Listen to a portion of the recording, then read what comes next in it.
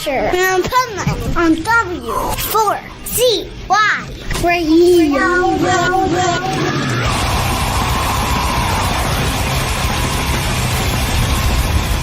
Like a teardrop in the ocean, or a needle in the hay, a blade of grass on a prairie, or a star light years away, a grain of sand in an hourglass as time slowly slips away, mundane thoughts with my shadow on a wall painted gray, but I found hope.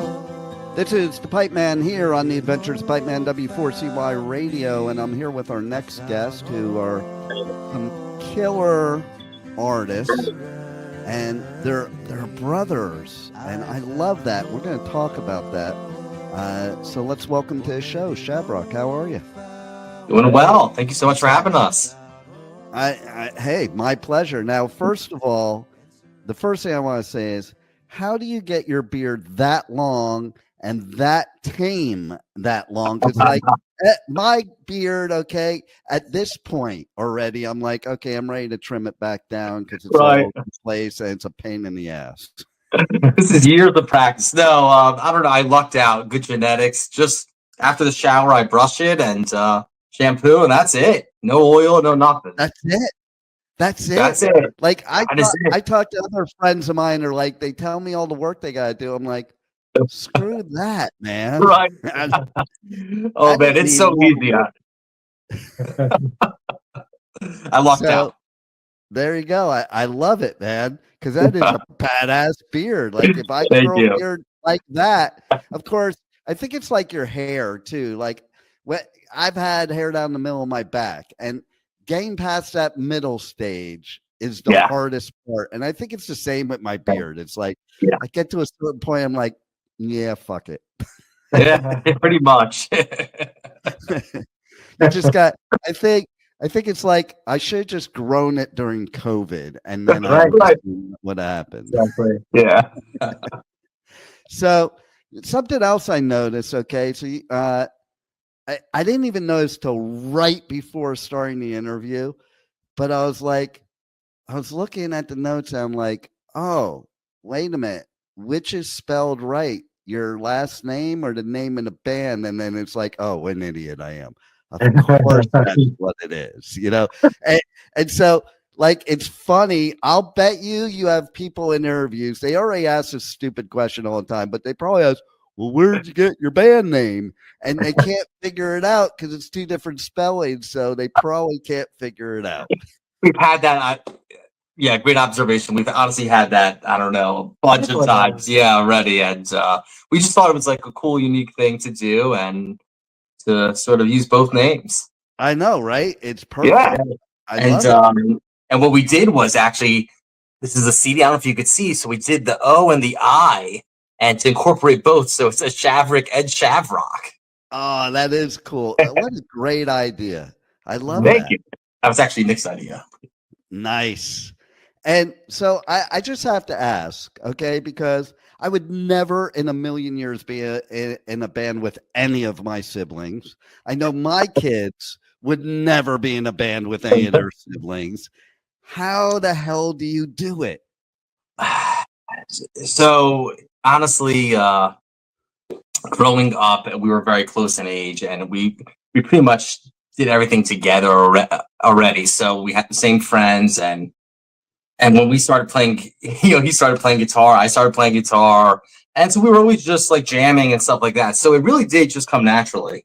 Yeah, I mean, listen, I know the point you're getting at. It's like, when you're working with family, it could be a challenge at times. That's still, there's still that brotherly love that definitely happens throughout many moments. But I'm grateful for our relationship. I'm grateful for the what we both bring to the table, and it wouldn't be the same. There's a certain element that we have that's because of the fact that we're brothers. We have, we sound different, but we have similar sounding voices. So it's like, the harmonies, all the harmonies on the record are actually two people. It's not me harmonizing with myself. So there's that element. So, it came natural, honestly. Yeah, exactly. I think that's way cool. And Mhm. one of the biggest benefits I always think of is at least you can trust your other band member. Okay. Right. Yeah. Like, I don't even know if I could say that for my siblings, but in general, you get, but I think about it, like I have this one brother. He'll probably never listen to this interview, so I could talk shit about him anytime I want. And he always used to say when we were younger, like when I say younger, not kids, but younger, like I was in my late 20s, he was in his early 30s.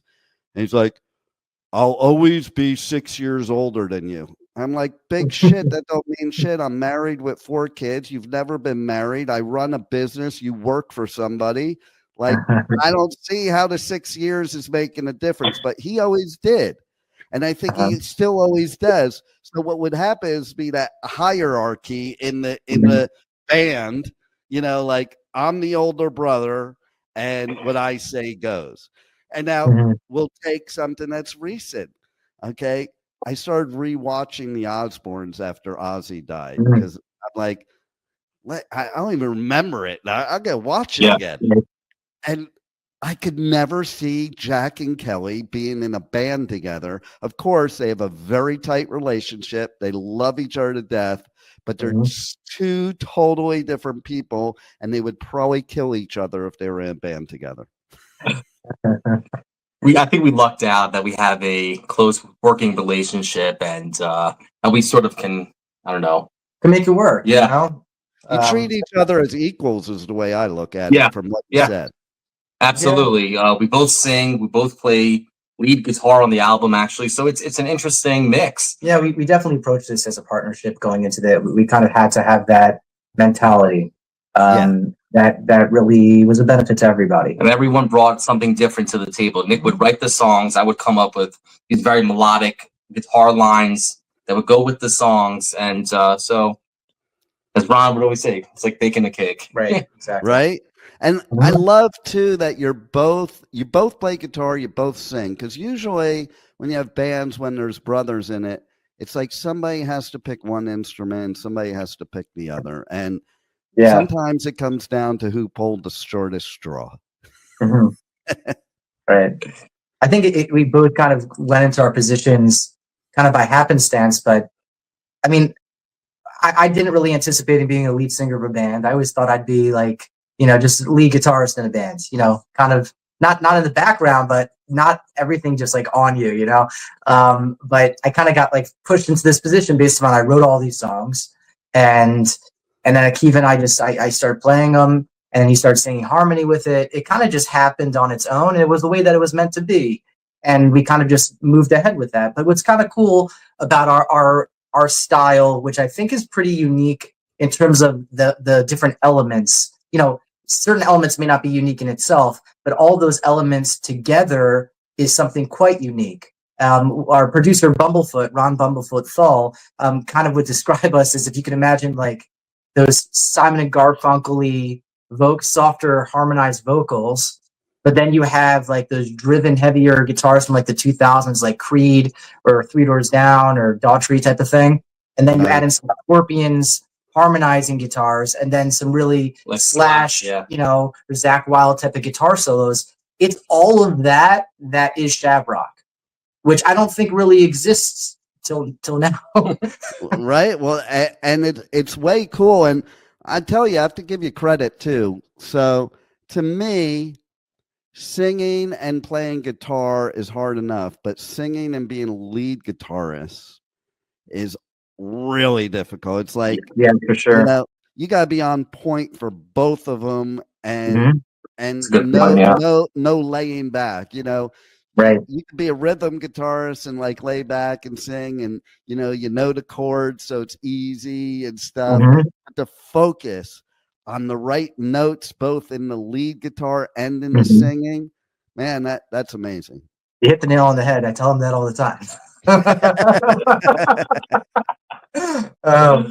Yeah, so I mean, one of the things that people don't know is we didn't talk about. I think like even when we just kind of like did credits on the record, it was just like, okay, Akiva lead guitar, Nick guitar and vocals, and also put down him as vocals. But the reality is, in hindsight, we probably had the same amount of solos on the record. So, for example, I have 2 standalone solos where it's just me.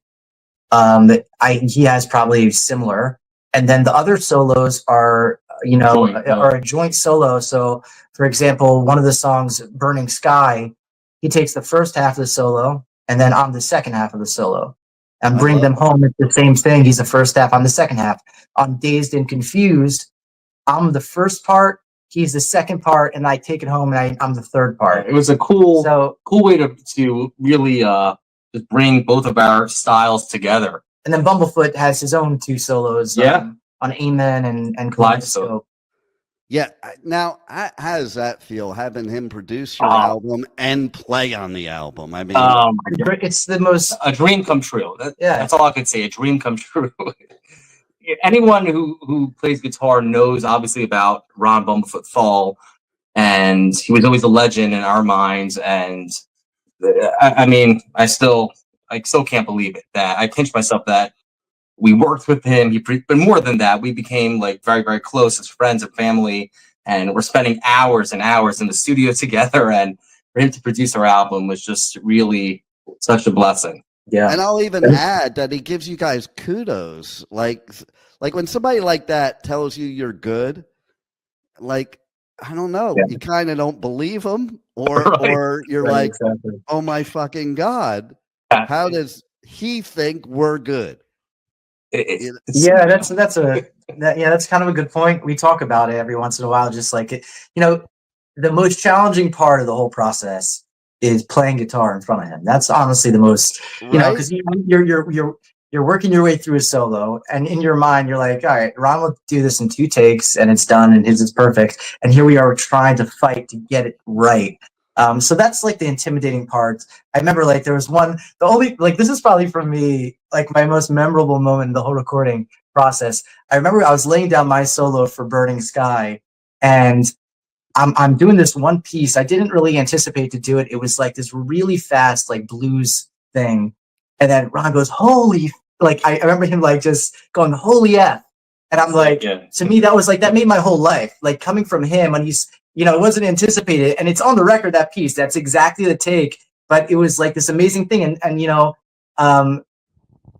because to us he's the best of all time. Like there's no such thing, honestly, but to us in our minds what it means to be the best, because like you see the stupidity of people arguing about guitar players and who's better. It is all your opinion. It's not, because it's not about the Olympics. It's going to be about opinion, who's more melodic, who does something cooler. It's silly.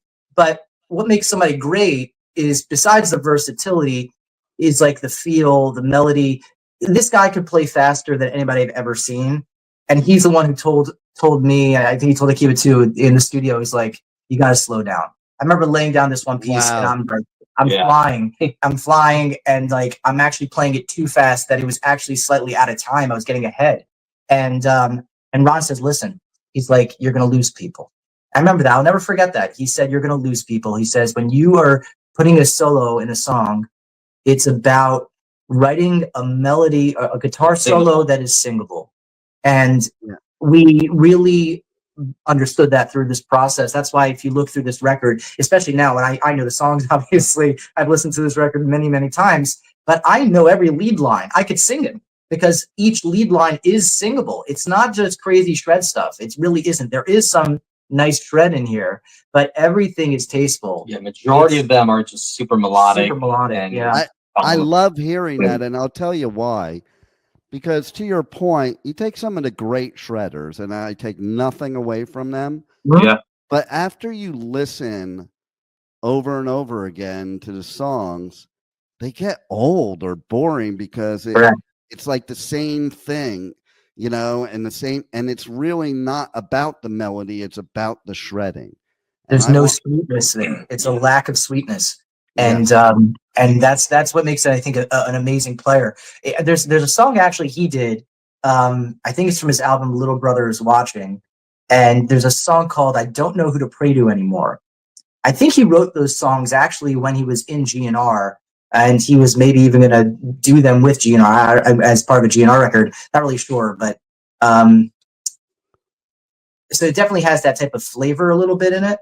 Right. But he wrote such an unbelievable solo. If you listen to that song, it's a pretty long song, but his guitar solo is like the most melodic thing. He basically waits kind of to the end of the song before he completely lets loose and then just melts your face off. It's so sweet, everything that he does. And that's what his skill is. His skill is understanding and creating the most beautiful melodic music.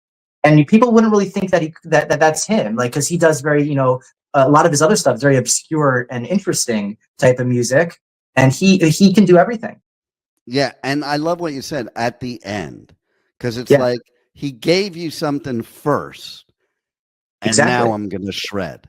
Exactly. You know, it's basically the way I look at it, you know? Yeah. And something else too, you know, I relate to, and it also relates to your album and what you guys are about. I'm also a motivational speaker. So cool.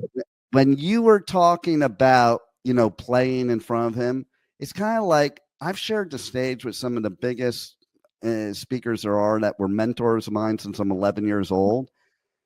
And when I know in the beginning, when I knew I was on stage and they were like sitting there watching, in my mind, I'm like, oh, fuck. Yeah. Basically, you know, like it's the audience didn't make me nervous. Right. And then even in this, okay, so I've actually interviewed DJs from Sirius XM. I've interviewed Ricky Rackman, and like interviewing people like that, I'm like thinking, are they judging me while I'm interviewing how good I am? Like it's one thing interviewing a band. It's another thing interviewing somebody that's on your level or above your level in the same industry. And you're like, I wonder what they're thinking right now while we're talking. You know, so I totally get what you were saying. Now, the other thing is I love that Hope found me. Because I'll tell you what, especially in 2025, Hope needs to find a lot of people. Okay, because I don't even know where it went. Oh my God. That's the reason why the record is named Hope Found Me. We actually could not, we tried to get away from it for a second, and including Ron, he's like, it's got to be Hope Found Me. Yeah. We all were in consensus on that, in agreement in that, because it's too powerful of a message. Theme, a message that went pretty much with every song that we composed and put out on the album. It's what everybody needs in their life, because if you don't have hope, you have nothing. No doubt. You know, and that's how, like, I've learned from talking to people through the years, that's really where people go down a bad, dark place, you know. And one of the things, if you take prisoners that go to prison, like, they tell prisoners to let go of hope because hope will destroy you in there. And I'm like, what the hell? Yeah. You can never let go of hope. You know, hope is what drives you. Hope is what gets you to where you're going. And hope is what keeps you positive. And that's what I love about your music. In a world where music a lot of times is negative, you know, I love artists like you that put that positive spin on it, because music is the best therapy there is. Okay. Oh, yeah. And so is positivity. Yeah. So have you guys always been like that? Have you always had that kind of positive mindset and you just brought it into the music? It's a good question. Did music do it for you? That's really spot on. I like that. That you touched upon. It was like a little haven for you, right? So there was a couple of things I can say. One is that for me, at least, you know, being hopeful at times can be a challenge. Yeah. There's no question about it. So I definitely strive to try to be positive in my life and to be hopeful and try to look forward to things. I definitely strive for it. There's no question, but it is a challenge at times. With that being said, there's something I kind of had like an aha moment. Maybe it was actually in an interview that it just came out the tip of my tongue. I didn't really intentionally say it, but sometimes you write songs for things that you need to hear. Yeah. True. And I realized that, and because I read a lot about concepts Some songs have a lot of me in them. Other songs really don't have any of me really in them. It's more about ideas of how to help people. And that's why lyrically, I like to write songs about concepts where, you know, a person could be down at the bottom, and how do I help that person see a different perspective on things and on life? And that's why I write songs about it, because hopefully it can help one random person. You know what? I did my job if I helped or saved one human being, because if that person, that's it. We actually had this random girl message us on our Instagram, and she said, hope found me. Before I heard that song, I did not have hope. Wow. And now I do. That makes I it was all like, worth it. That makes it all worth it 100%. right there. I couldn't believe it. I said it to my brother. I'm like, you can't take this stuff for granted, because you realize what success is, and that is success. All the other stuff is just fluff. Money and fame, it's all fluff. It's wonderful. People appreciate it, but that's not what it's about. No. It's just not. And you know what? The fact of the matter is usually those moments happen when you are doubting yourself, when you are down, and then you get somebody like that comment to you, and you go, "That's why I'm doing this." Yeah. Mm-hmm. You know, it's definitely those aha moments, and it's funny too, because it made me think of a story just happened recently. This girl I've known for like 16 years. We're like BFFs, and we met on a joke. Okay, that one of our other friends did this joke on my radio show. You're gonna laugh, but this girl wanted me to do a dating radio show, like the dating game, and I would be wearing a mask to prove that if I couldn't see what they look like, I would stop picking hot young psycho girls. and so she was one of the contestants on there, and I did end up picking her, and she was hot and young, younger than me at the time, but she was so positive. That's why I picked her. And recently we were hanging out, and I dug up the recording of that radio show from like 16 years ago. Okay. Wow. And we're listening to it together. And I knew she needed to hear it, because she was in a real hard time in her life, and things were looking pretty dark. And that radio show reminded her of who she really was. Oh, wow. She was like, "Oh, I need to be that girl again," because she was like so positive. Every answer she gave was like this optimistic, hopeful, positive thing. And, you know, it was a good feeling that she could listen to that again and realize where she's lost. You know, that's the other song. That's our first single. Is that premise? Is The Boy I Used to Be. So I don't know if you're familiar with that song, but it's the same concept where, you know, well, it can go two ways. One, the opening line is, "Today's the day I will make a brand new start." Yep. Picking up the pieces of a puzzle. I can't remember the words.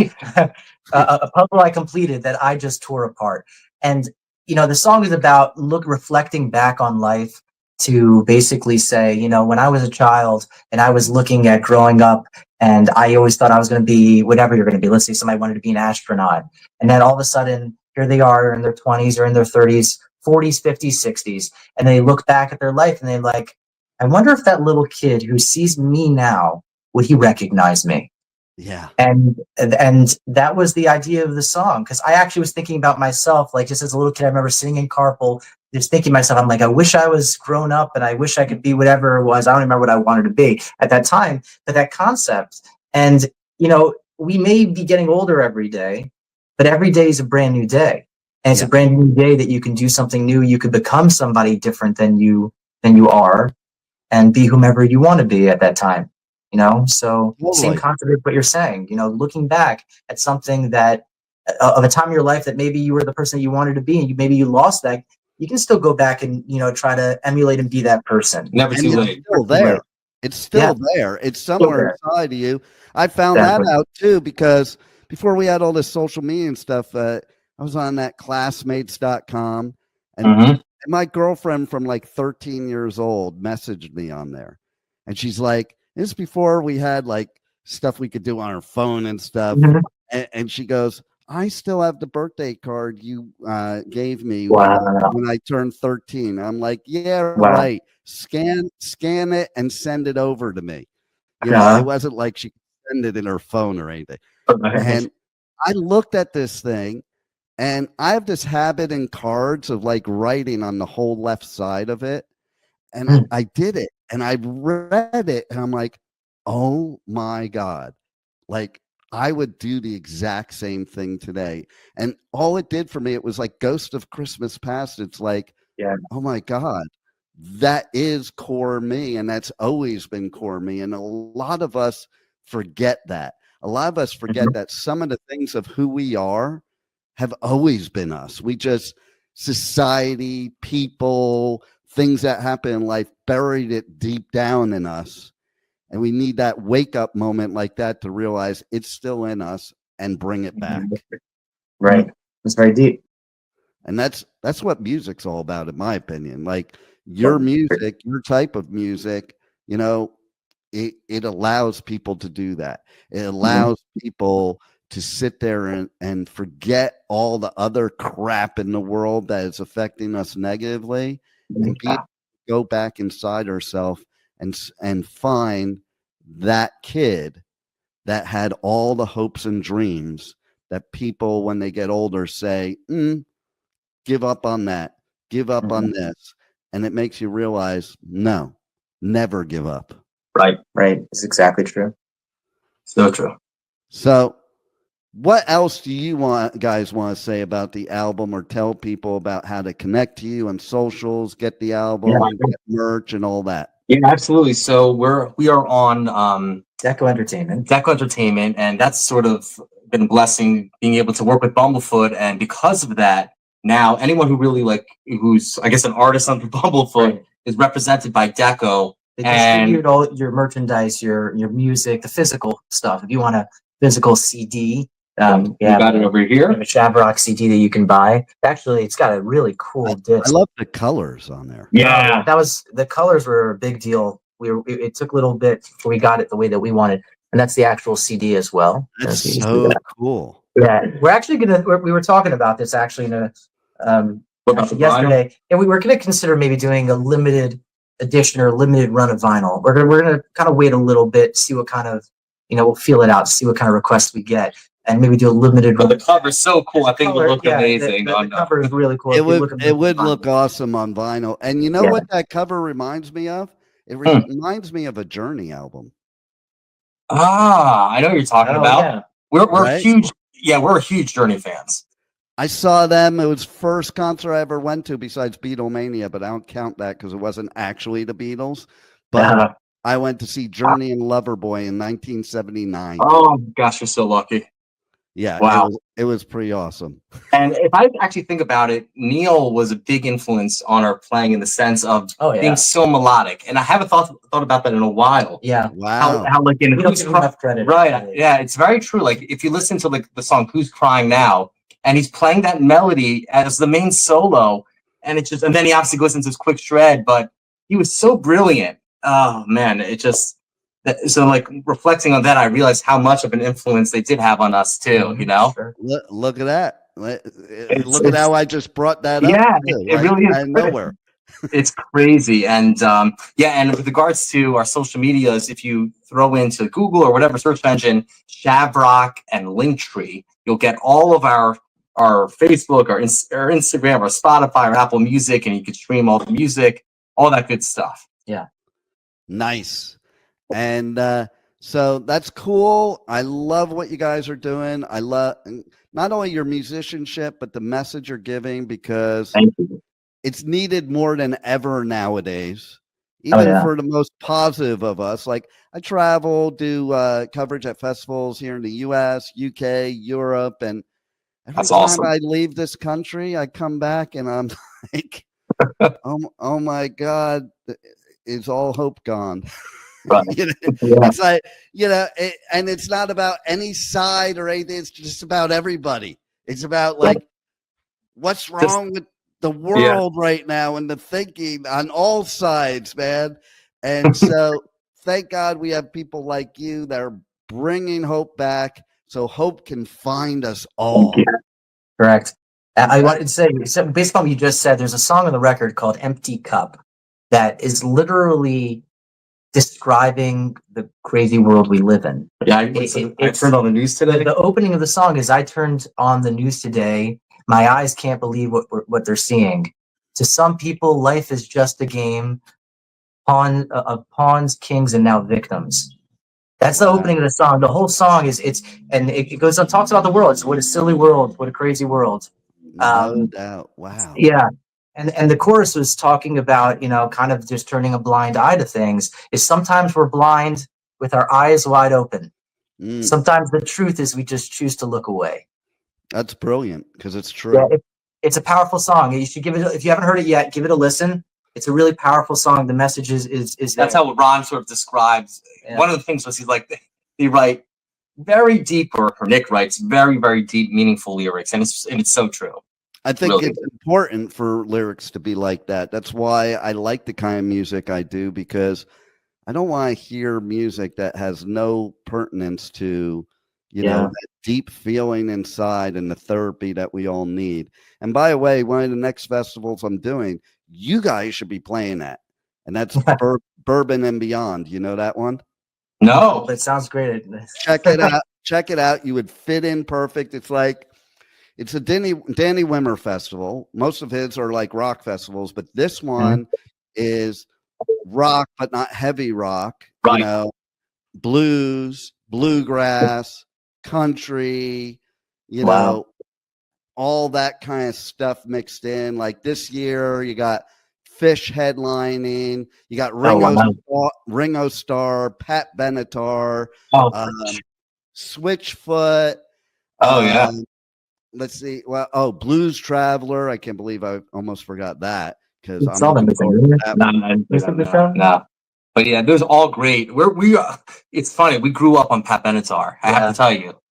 So like my dad and my mom loved. My dad had probably still has her vinyl stuff. It was all on vinyl, Fire and Ice, all that good stuff from back in the day. Wow. Always, he's an underrated guitar player. Neil Giraldo, again, another influence you don't think about. Right. Neil was a huge influence on us in terms of like some of his solos they wrote. Again, very, very singable lead lines. Almost all of his solos are.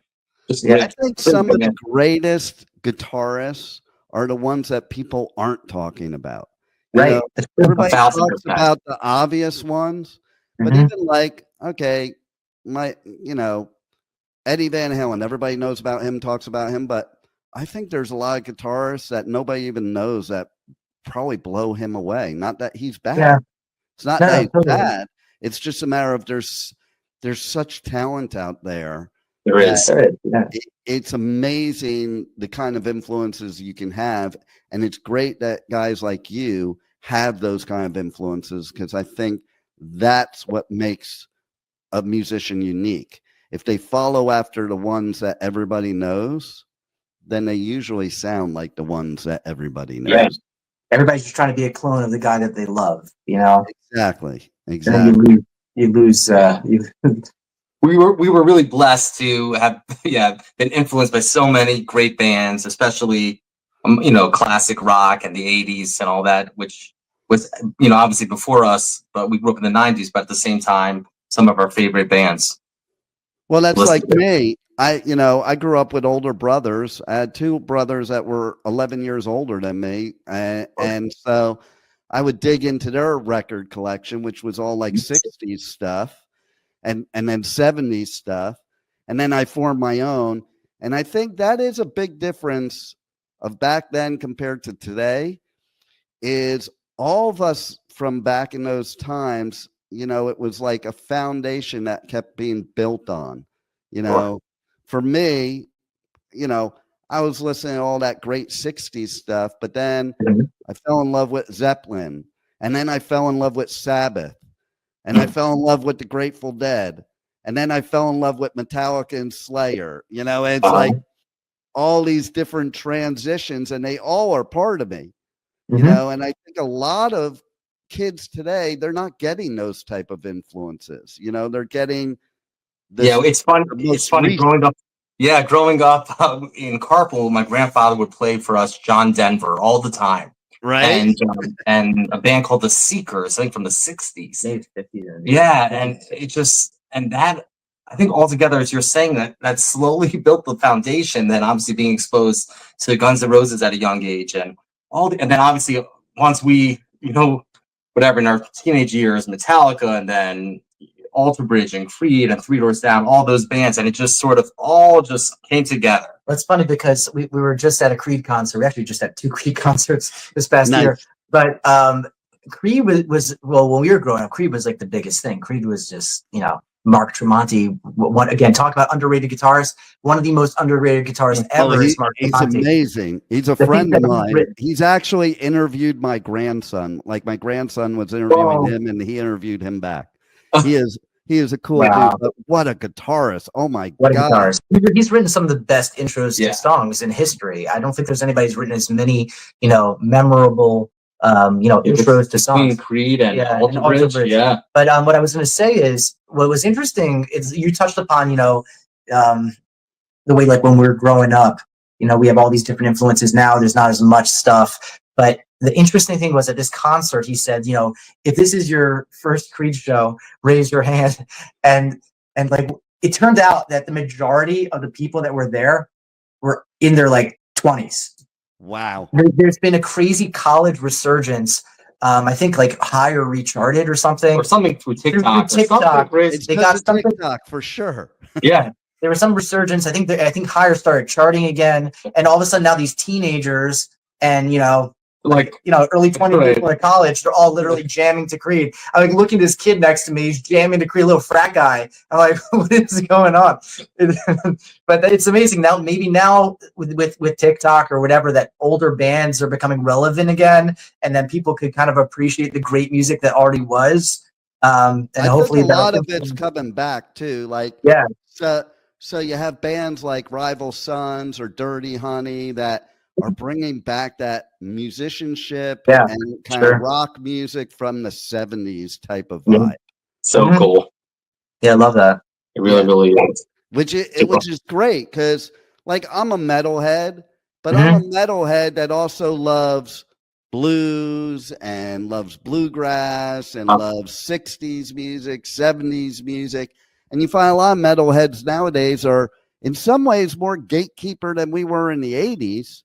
But then there's the others out there that are discovering stuff. And I also mentioned it earlier. I think it's totally cool that, kids are going to see bands that the dudes in the band are 60 years old. Like when I was a teenager, I went to Metallica's first show ever. You would never catch me at that age going to a Metallica show when they were 60, like I'm their age. I'm a couple of years younger than them. So that's why it was cool. Like, hey, let's go see all these bands that are our age, But my generation would never have like gone to see them if they were 60, So it's kind of cool nowadays.